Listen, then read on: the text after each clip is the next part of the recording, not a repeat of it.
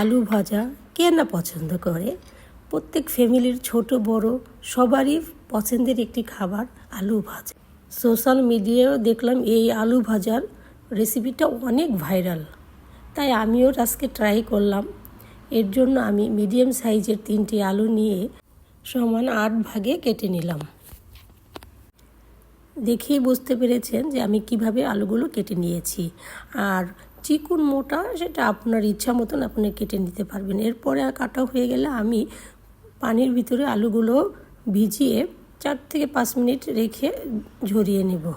এদিকে আমি চুলায় পানি বসিয়ে দিয়েছিলাম। পানি ফুটে আসলে এখানে আমি 1 চা চামচ লবণ দিয়ে এর মধ্যে আলুগুলো দিয়ে দিব। 3 থেকে 4 মিনিট কুক করার পরে আমি আলুগুলো নামিয়ে একটি কিচেন টাওয়ালের উপর রাখবো এবং রেস্টে 5-6 মিনিট রাখবো, যাতে কিচেন টাওয়াল সম্পূর্ণ পানি শুষে নেয়। এবার ভাজার জন্য আমি একটি ব্যাটার তৈরি করব।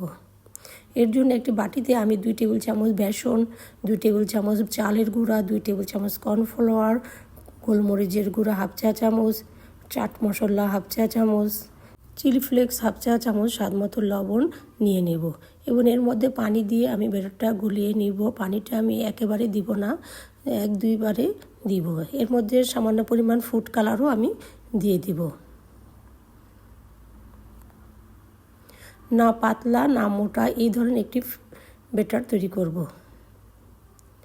আপনারা দেখে বুঝতে পেরেছেন যে কেমন থিকনেস হয়েছে।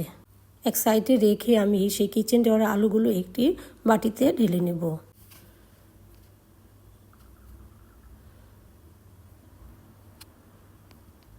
আলুর মধ্যে আমি 2 টেবিল চামচ কর্নফ্লাওয়ার দিয়ে হালকা কোট করে নিব।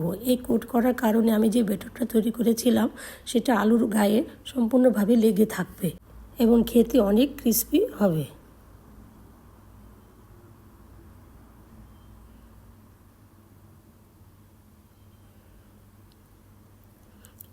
এক পিস আলু নিয়ে আমি এখন সেই ব্যাটারের গায়ে ডুবিয়ে গরম তেলে ছেড়ে দিব।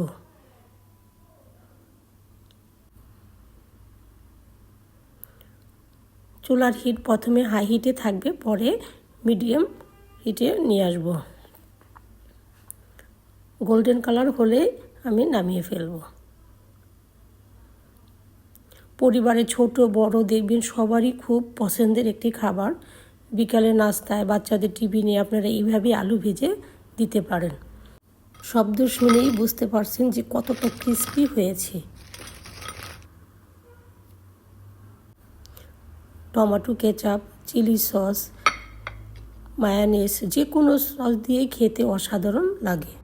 আপনারা অবশ্যই বাসায় ট্রাই করবেন।